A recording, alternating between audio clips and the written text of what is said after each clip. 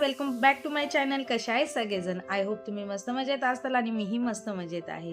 तर थंबनेल आणि टायटल बघून तुम्हाला समजलंच असेल की आजचा विषय काय आहे. तर आजचा विषय हा लेडीज स्पेशल आहे. खास करून ज्या महिला 30च्या वरती किंवा 30च्या अशा ह्याच्यावरती आहेत की आता 30 चालू होणार आहे किंवा 30 संपलं आहे. तर कोण म्हणतं 30ची झाली किंवा 30 नंतर झाली म्हणजे आपलं वय वाढायला लागतं, आपण म्हातारे व्हायला लागतात. मी स्वतः 30ची आहे, मला एक मुलगा आहे. तर विषय आपला आहे की 30च्या नंतर आपण म्हातारे किंवा वयस्कर दिसू नये याकरता करायचं काय आहे. कारण हे जेव्हा मी बोलते शब्द हे थोडेसे ऑड वाटत असतील की म्हातारे किंवा वयस्कर दिसू नये, पण आपल्या स्त्रियांचं असतंच असं की आपल्याला भरपूर जबाबदाऱ्या रिस्पॉन्सिबिलिटी असतात. त्याच्यामुळे आपल्या शरीरामध्ये काहीसे बदल व्हायला लागतात. तर काही बदल हे कायमचे असतात, काही बदल हे ठराविक काळापुरते असतात आणि काही बदल हे प्रेग्नेन्सीनंतरनं शरीरामध्ये होतात आणि ते कायमस्वरूपी राहतात. तर सगळ्यात मोठा बदल होतो तो 30च्या नंतर आपल्या त्वचावरच्या स्किनवरती किंवा आपल्या चेहऱ्यावरती.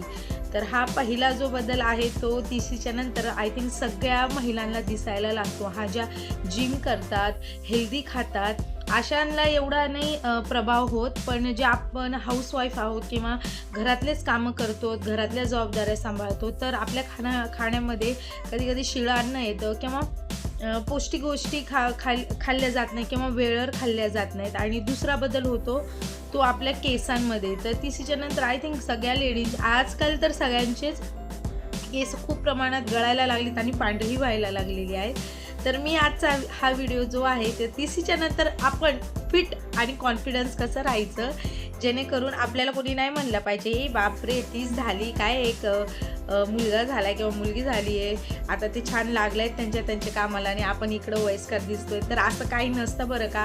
खरं तर आपण चेहऱ्याने किंवा शरीराने सुंदर असण्यापेक्षा मनाने सुंदर पाहिजे.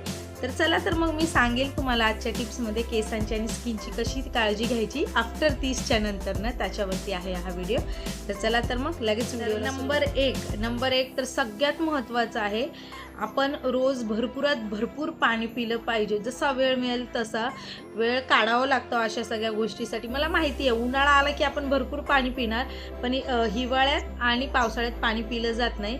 पण एका तज्ज्ञानुसार 2.5 ते 3.5 लिटर हा एक बेस्ट ऑप्शन आहे. इतक्या लिटर रोजच्या रोज शरीरात पाणी पिलंच पाहिजे आपण. ही पाण्याची अशी लेवल किंवा अशी मात्रा आहे, ह्या लेवलनं आपण डिहायड्रेट पण होत नाही आणि ओव्हर हायड्रेट पण होत नाही. तर रोजच्या रोज स्किन ग्लोईंगसाठी आणि केसांसाठी रोजच्या रोज भरपूर पाणी प्या. हे सगळ्यात बेस्ट टॉनिक आहे. रोजच्या रोज भरपूर पाणी पिणे हे खूप महत्त्वाचे आहे. प्रमाण 2.5 लिटर ते 3.5 लिटर एवढं पाणी रोजच्या रोज आपल्या शरीरामध्ये गेलंच पाहिजे. नंबर 2 तर काय आता मार्केटमध्ये भरपूर सारे छान अशा क्रीम किंवा प्रोडक्ट खूप छान आलेले आहेत, पण कुठेतरी केमिकलचा यूज चेहऱ्यावरती करायला थोडीशी भीती वाटते. तर काय करायचं माहिती का, जे आपलं केळ असतं, केळ आणि मध एक छान असं त्याचं सारण किंवा एक पॅक बनवायचं आणि रात्री झोपताना किंवा झोपीच्या आधी जर तुम्ही रात्रभर ठेवू शकता तर बेस्ट, छान आहे, वेल आणि गुडच आहे. जर तुम्हाला फक्त 10-15 मिनिट लावायचं आहे, ते सुकस तोपर्यंत ठेवायचं आहे, तर तुम्ही ठेवू शकता. किंवा सगळ्यात बेस्ट ऑप्शन आपलं घरगुती ॲलोवेरा किंवा कोरफड असेल घरामध्ये, ती कोरफडनं मालिश करायची रात्री झोपताना स्किनला. किंवा जे प्रोडक्ट रेडीमेड मिळतात ॲलोवेरा जेलचे ते लावायचे आहे, जेणेकरून आपला जो स्किन टाईप आहे, स्किन आहे ती टाईट व्हायला लागते आणि ग्लोविंग दिसायला लागते, जेणेकरून आपली स्किन अशी लूज दिसणार नाही चेहऱ्यावरती. आणि हे स्वतः मी पर्सनली सगळं करते. मी आठवड्यातून 2 वेळेस तरी मध आणि केळी चेहऱ्याला लावते आणि रोज रात्री झोपताना मी मॉइश्चरायझर पहिला लावून आणि त्याच्यावरती ॲलोवेरा जेल जे असतं ना ते लावते, जेणे स्किन आपली छानपैकी टाईट राहते.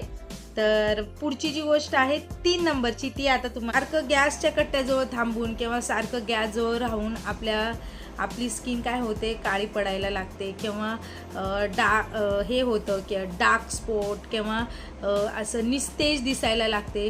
तर त्याच्यासाठी काय करायचं आहे, रोज रात्री झोपताना ही गोष्ट तर आपण करू शकतो, एवढं मात्र आहे, रोज रात्री झोपताना छान अशा स्प्रेच्या बॉटल मिळतात ह्याच्या गुलाबजल जे आहे ना ते तुम्ही कॉटनला लावून झोपू शकता, किंवा खूपच थकवा आलाय कुठं कॉटन घ्यायचं आणि कुठं लावायचं, तर छान अशा बॉटल मिळतात. इथे तुम्हाला दिसत असेल, मी दाखवते आहे.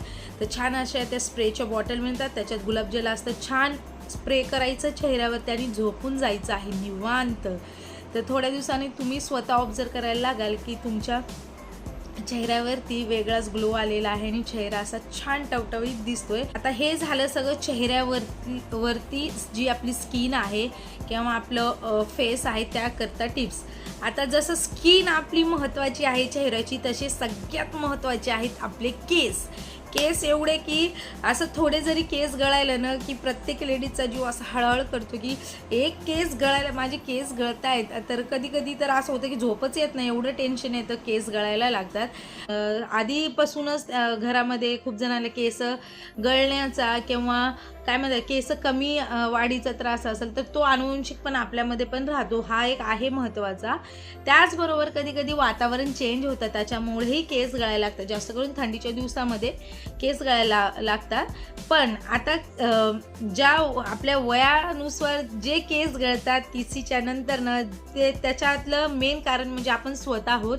आपण आपल्या केसांकडे अजिबात लक्ष देत नाही. आंघोळ झाल्याच्या नंतरनं तो एक आंबाडा एखादा बुचडावरती बांधला, तो अक्षरशः संध्याकाळपर्यंत किंवा 4 वाजेपर्यंत ते तसंच वरती राहतं, सगळं काम होतोपर्यंत. परिणामी आतमध्ये घाम येतो केसांना, घाण दुर्गंध केसातून यायला लागते, स्कॅल्प खराब व्हायला लागतो, ड्राय पडायला लागतो. तेल कधीतरी लावलं नाही लावलं, केस धुतल्याच्या नंतर व्यवस्थित त्याला पुसत नाहीत, वाळू देत नाही, ते तसाच आंबाडा तो दिवसभर घेऊन तसाच फिरत असतो. त्यामुळे केसांपर्यंत पोषक तत्व किंवा पोषक घटक पोहोचत नाही. तर दिवसातून मैत्रिणींनो कमीत कमी 5, 10, 15 अर्धा तास तरी तुम्ही तुमच्यासाठी काढायचा आहे. जर तुम्हालाही केसाचा असाच 30च्या नंतर प्रॉब्लेम होत असेल तर छान असं एरंड्याचं तेल घ्यायचं आहे. कुठलेही महागाचे प्रोडक्ट आणायची गरज नाही आहे. एरंड्याचं तेल खूप बेस्ट आहे. तुम्ही पाहिलं असेल की जे असे बेस्ट ऑइल असतात ना, तिथं एरंड्याच्या तेलाचं प्रमाण मेन्शन केलेलं असतं. प्रत्येक ह्याच्यामध्ये असतं एरंड्याचं, जे मोठे मोठे ऑइल असतात त्याच्यामध्ये.